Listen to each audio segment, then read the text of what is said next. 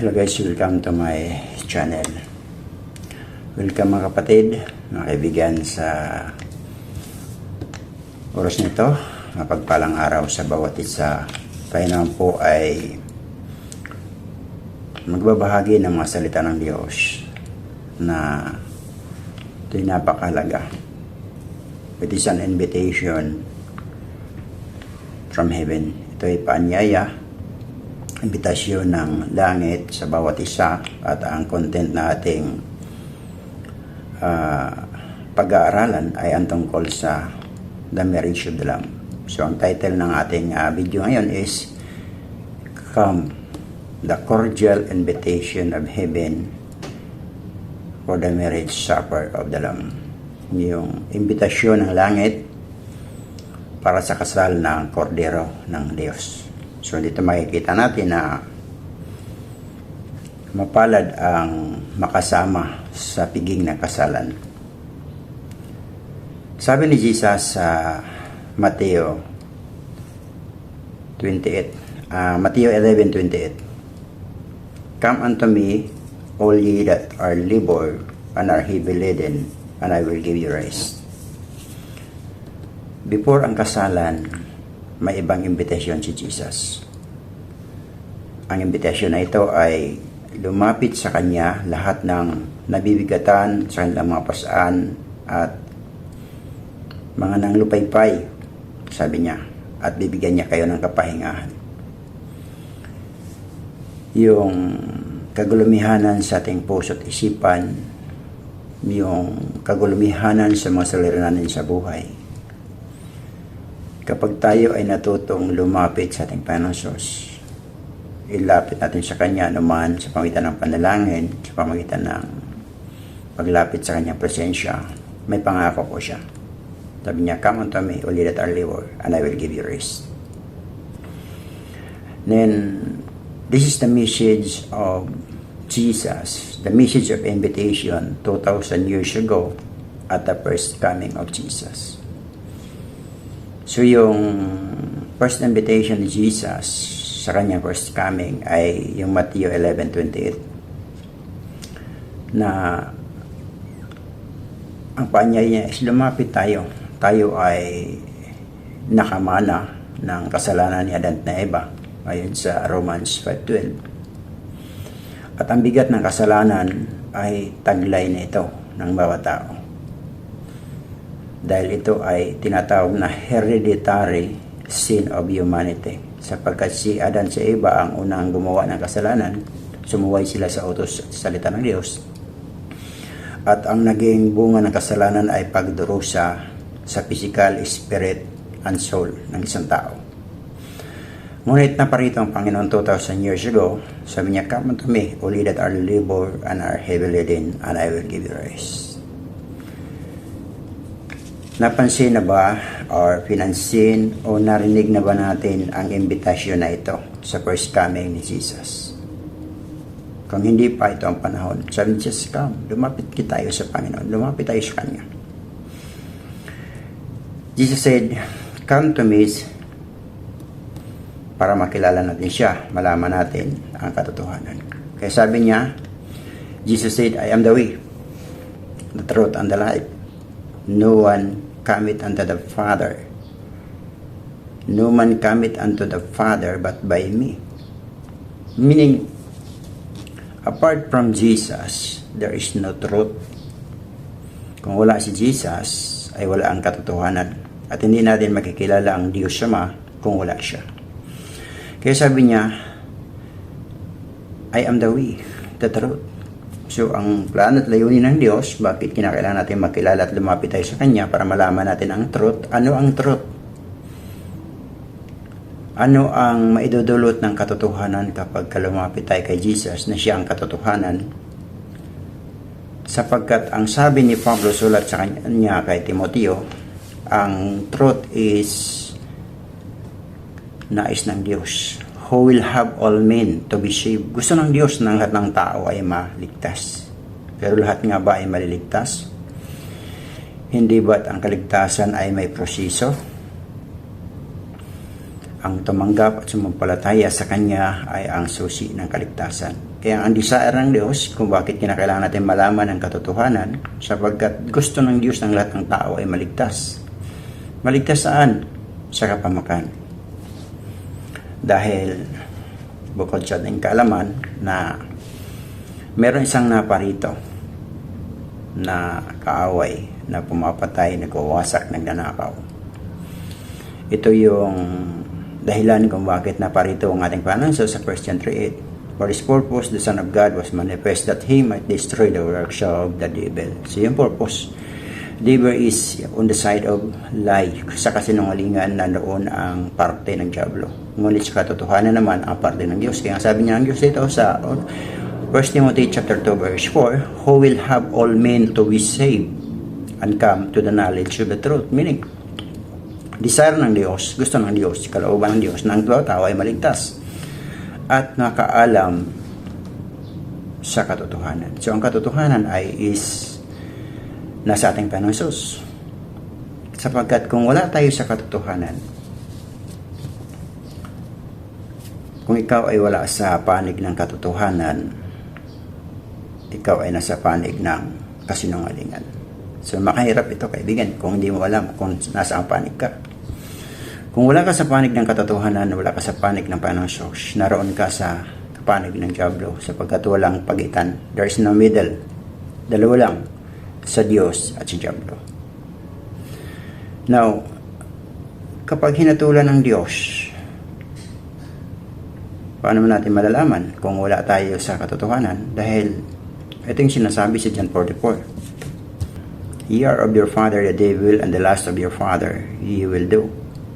He was a murderer from the beginning, and abide not in the truth, because there is no truth in him. When he speaketh a lie, he speaketh of his own, for he is a liar and the father of it. So dito pinapakita ng ating Panginoon na kung tayo ay wala sa panig ng Panginoon, wala tayo doon sa tabi niya. Nasa tabi daw tayo ng Diablo. Sapagkat ang lahat ay nagkasala, at ang magiging kabayaran ng kasalanan ay kamatayan. So, hindi ka magiging bahagi ng katotohanan kung hindi mo siya tanggapin, kung hindi mo tatanggapin yung kanyang invitation. Sabi niya, come. First, desisyon natin na tayo lumapit. Desisyon ng Diyos na tayo ay lumapit. Yun ang gusto ng Diyos una, na tayo ay lumapit sa Kanya. So, sa pagpanya na ito na tayo lumapit, ano yung ating desisyon? Magpapatumpik-tumpik pa ba tayo? O tatanggihan ba natin yung kanyang invitation? Baliwalain ba natin yung invitation ni Jesus na come unto me and I will give you rest? Sapagkat kung hindi natin malalaman na ang mga nasa side pala ng kasalanan, ng kasinungalingan ay hahatulan ng Diyos, hindi makakapasok sa kaharian ng Diyos sa kanyang pag-aari. Kaya nga sabi sa Revelation chapter 21 verse 27, kailangan natin malaman ang katotohanan nito. Ang sabi dito, and there shall in wise enter into it anything that defile it, neither whatsoever work it abomination or make it a lie, but they which are written in the Lamb's books of life. So mahalaga na ating malaman ano itong hindi tayo makakapasok, at hindi makakapasok yung mga nasa panig ng kasinungalingan. Sila na namumuhay sa karamihan, sa kasalanan. Sila na gumagawa ng mga kasuklam-suklam sa paningin ng Diyos. Gumagawa ng kasinungalingan ay hindi sila makakapasok, sapagkat ano ba ang nasa Revelation 21? Ang Revelation 21, ito yung paglikha ng Diyos ng bagong langit at ang bagong lupa. So ibig sabihin, bagong langit at bagong lupa, bagong mga tao, bagong panuntunan na tanging Diyos ang masusunod. At ang mga makakapasok nito, sila yung sumusunod sa Diyos. Sila yung nasa panig ng katotohanan, nasa panig ng ating Panginoon. Kaya nga sabi niya dito sa verse 1 ng Revelation 21, and I saw a new heaven and a new earth, for the first heaven and the first earth will pass away. So mawawala na ang unang sistema ng langit at ng lupa. Magkakaroon ng isang bagong langit at bagong lupa, at ito ang pananahanan ng mga taong nasa panig ng Diyos. lumapit sa Diyos, binigyan ng Diyos ng kapahingahan.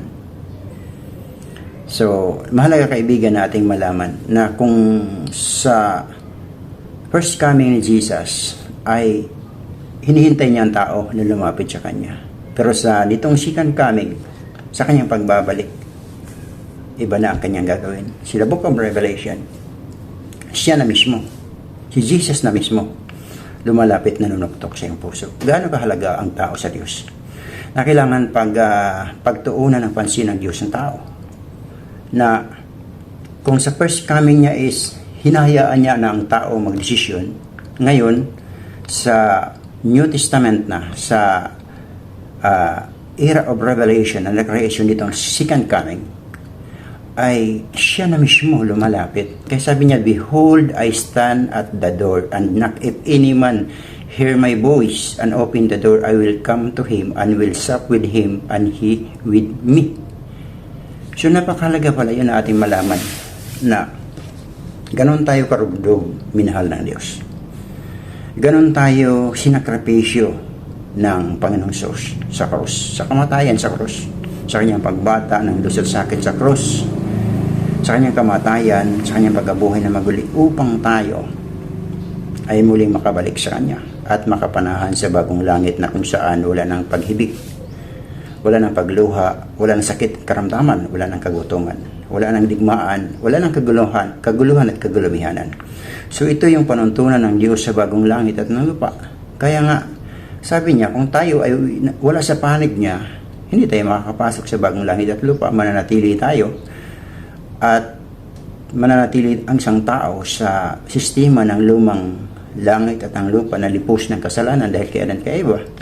Kapag ka naparam na wala ang langit, unang langit at anong ng lupa, di mapapasama kayo doon. Mapapasama isang tao na mawawala sa langit at lupa na una. Sapagkat kinakailangan ng gumawa ng Diyos ng bagong langit, bagong lupa na pananahanan ng katuwiran ng kabanalan na mga nasasakupan ng Diyos ay nagpapasakop sa paghahari na ito sa karya ng Diyos sa bagong langit at ng bagong lupa. Kaya kinakailangan natin malaman na ang sabi ni Jesus, "Behold, I stand at the door and knock. If any man will hear my voice and open the door, I will come in and sup with him." Alam niyo ba na kapag pinapasok ng Diyos, pinapasok natin si Jesus sa bahay natin, sa ating puso. Isang bahagi ng Lucas 24, matapos siyang mabuhay na maguli. May dalawang tao na naglalakad patungong Emmaus. At sa kanilang paglalakad, nababahala sila sa nangyayari dahil ikatlong araw na mula ng ilibing ang Panginoon. Ang hindi nila alam na buhay ng Panginoon. Habang nila na isang usapan, nagkubentuhan yung dalawa sa mga problema na kanilang nakakita at sa kanilang pananampalataya na inuga na yung inaasahan nilang tagapagligtas ay namatay. Ngunit nababahala sila dahil sa ikatlong araw, may naman nagbalita nga wala na siya doon sa libingan, nabuhay na siyang maguli. Ito sa Lucas chapter 24 verse 13 hanggang 31. Na habang sila ay naglalakad, siya nagkikwento. At pagdating nila doon sa dulo na kung saan doon na sila sa bahay ng isa sa mga naglalakad at medyo paggabi na, inimbitahan nila ang Panginoon Jesus. So, huwag ka munang tumuloy doon, pumasok ka muna sa aming bahay. At nang pinilit nila na makapasok ang Panginoon Jesus, ito na, nang sila ay nasa pagkainan, nang pirasuhin na niya ang tinapay para partihin nilang tatlo, doon na bukas yung kanilang diwa. Naunawa nila na yung kaharap pala nila ay ang Panginoon, yung resurrected, glorified Lord of Lords and King of Kings. Ang Panginoon na kanilang asahan, inaakala nilang patay, ay kasama nila. So dito makikita natin na yung Revelation 3:20 na sabi niya, "I will come in and will sup with him." Napakaganda ang mangyayari kapag kainanyahan at pinapasok mo si Jesus sa iyong puso. Bubuksan ng Diyos yung iyong isipan, pananampalataya, upang lumawak ang iyong pagkakilala at pagkaalam sa mga bagay ng Diyos sa pamamagitan ng ating Panginoon Jesus. Kaya nga, napakalaga na mag-response tayo sa invitation ng langit. Sapagkat nang ang Panginoon Jesus ay naparito. Jesus come Ayon sa Lucas 19 verse 10. For the Son of Man is come to seek and to save that which was lost. So, ang ibig sabihin, kapag dumating ang panangsos sa puntong nanunuktok at nakukuha ang iyong atensyon, isa lang ang ibig sabihin yan. Ikaw ay naliligaw ng landas at hinahanap ka niya para iligtas. Kaya kailangan natin papasukin ang panangsos kung gusto natin maligtas. Ngayon, kung sa buhay na ito pinapabayaan tayo ng Diyos, walang imbitasyon patungkol sa Diyos, walang imbitasyon tungkol sa mga bagay ng Diyos, sila nga ibig sabihin yan, pinapabayaan ka ng Diyos, hindi ka mahalaga sa Diyos. Pero kung laman mo ang imbitasyon ng Diyos, at una, imbitasyon lang niya, desisyon mo, ngayon desisyon na niya, lumalapit na siya sa iyo. Ibig sabihin nun, pinahalagan ka, mahalaga ka sa Kanya, sapagkat ikaw ang magiging bunga ng Kanyang pagdurusa sa krus, sa bawat patak ng dugo na tumigil sa krus, maging doon pa sa Jerusalem, nang siya ilatiguhin sa bawat hagupit, sa bawat patak ng dugo, ay katumbas ng paglilinis sa lahat ng nagawa nating kasalanan. Kaya nga, sa pamagitan na niya, sa Kanyang mga salita, hinahanap niya at ikaw ay iniimbitahan niya. Ang unang imbitasyon niya is makapasok siya. Ngayon, ang imbitasyon naman niya is makapasok ka sa langit. Come, the cordial invitation of heaven for the marriage of the Lamb. So dito makikita natin na kinakailangan nating malaman na ang kasalang ito ay magaganap sa madaling panahon, sa lalo't madaling panahon. At ito ang kailangan mong tanggapin. Dalawang invitation. Ang unang invitation, tanggapin mo siya bilang Panginoon at Tagapagligtas. At ang pangalawang invitation ay ang makapasama ka sa kasal ng Kordero. So, Revelation chapter 22 verse 17, ganito yung sinabi ni Jesus. The Spirit and the Spirit of the bride say, Come, and let him that heareth come, and let him that is athirst come, and whatsoever will, and whosoever will, let him take the water of life freely. Now, kailangan natin magpasya, kaibigan. Kailangan mong magpasya. Ang invitation na ito ay para sa kasalan. Hindi natin makikita ang word na rapture sa Bible. Pero ang concept ng rapture is mula sa lupa, iakyat ng Diyos ang mga taong mapapasama sa marriage of the Lamb. Sila yung na magre-respond sa invitation na ito ni Jesus. The Spirit and the bride say, Come. Kung titingnan natin, sa kaugalian natin mga Pilipino, sa kaugalian natin bilang tao, ang mismong ikakasal, ang lalaki at babae, ay nag-iimbitayan sila doon sa mga taong inaakala nilang importante sa kanila. Bukod sa invitation na sila mismo na invitation, meron pang invitation ng mga magulang, mayroon invitation ng mga kapatid, kamag-anak. So, ang ibig sabihin, kapag ka-invite tayo sa kasalan na ito, sila ang ibig sabihin yan. Mapasama tayo sa araw na yon ng kasalan ng Kordero. Kaya sabi dito, the Spirit and bride say, Come, and let him that heareth come. So, habang naririnig natin ito, inaanyayahan tayo ng Diyos. Kaya kailangan natin maghanda. Sa araw ng kasalan ay may tatlong qualification. Mateo 22, hindi ka makakapasok kung hindi ka nakapangdamit pang kasal. Sa Mateo 25, hindi ka makakapasok sa kasalan ng Kordero kung wala kang ilawan at wala kang lampara at wala kang oil o langis. Kaya nga, bago magsara ang pinto, kaibigan, bago magsara ang pinto, ayon sa Mateo 25, ang pagtatapos ng trabaho ng Diyos, bago magtapos ang trabaho ng Diyos, inimbitahan kanya, inimbitahan ang bawat isa. Kaibigan, Narinig mo ba ang invitation siya ng Diyos? Sabi niya, come. The Spirit and the bride say, come. Ang first coming invitation ni Jesus, come unto me. The end time invitation of Jesus is, I am here knocking at the door of your heart. If you open your door, if you open your heart, I will come in and I will reveal myself. Sabi ni Jesus.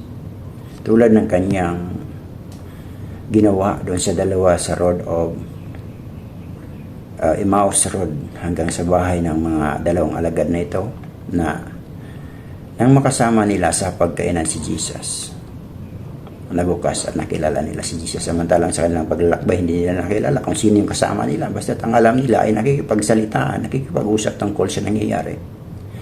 Pero nang makakain sila ng tinapay na pinagpala niya, nabuksan, that's the revelation knowledge, na pagka tayo ay makipag-fellowship sa ating Panginoon, bubuksan yung ating spiritual knowledge and understanding upang maunawa natin yung the end time works of God. Ang end time works of God is sumampalataya tayo sa Kanya. Yun ang gawa ng Diyos.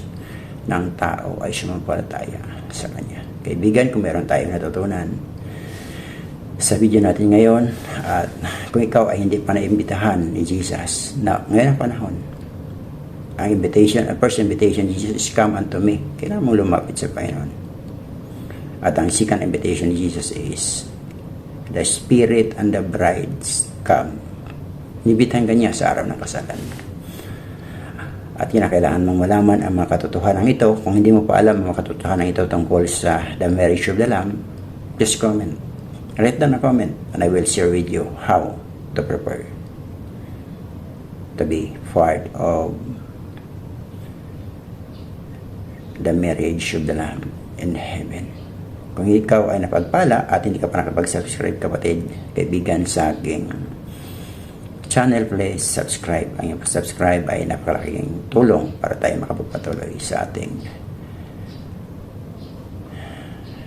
paggawa ng mga content na ganito. Nawa ay pagpalain tayo ng Diyos at nawa personal ang Diyos nating matanggap. Personal na manuktok tulad ng ginawa ni Jesus. Personal siyang manunuktok. Nung una is malayo ka lang, iimbitahan ka lang niya. Pero ngayon, the more the closeness of Jesus, sapagkat malapit nang magtapos ang biyaya na ito. At kinakailangan din niya magiging malapit din ang kanyang panunuktok. Mismo siya na nanunuktok. Mismo si Jesus na mismo manunuktok. Mismo si Jesus na. Nawa maging bukas ang spiritual na pakinig para marinig mo yung kanyang panunuktok sa iyong buhay. Salamat sa panonood, salamat sa pag-subscribe. Sa Diyos ang pagpupuri, kalortihan, kadakilaan ngayon at magpakailanman.